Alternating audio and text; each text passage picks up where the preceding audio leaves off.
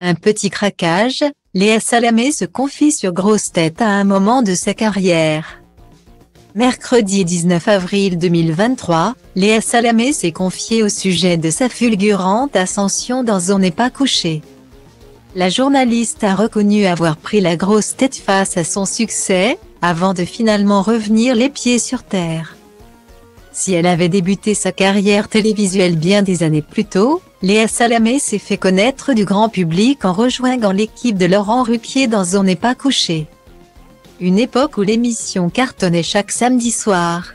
Soudainement, je vais basculer d'une forme de petite notoriété de nana de iTélé.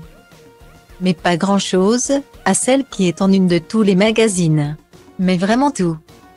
Ma mère les a gardés, je peux vous dire que j'étais placardée partout. Dès que je disais un truc, ça faisait une polémique pendant 4 jours.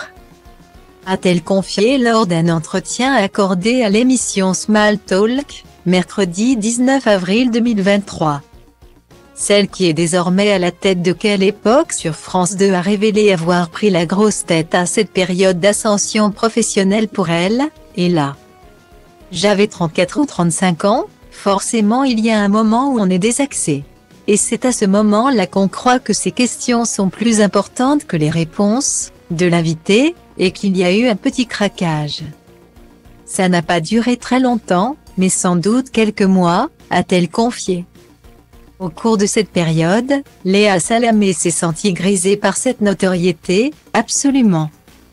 Et comme tout le monde, en fait. Les gens qui vous diront « non » sont des menteurs. A-t-il reconnu. Finalement, Léa Salamé n'est pas épargnée par les échecs et les défis parfois difficiles à surmonter.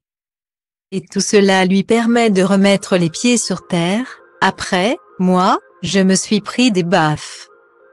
Très vite, j'ai quitté Laurent Ruquier, j'ai pris l'émission politique durant l'année présidentielle.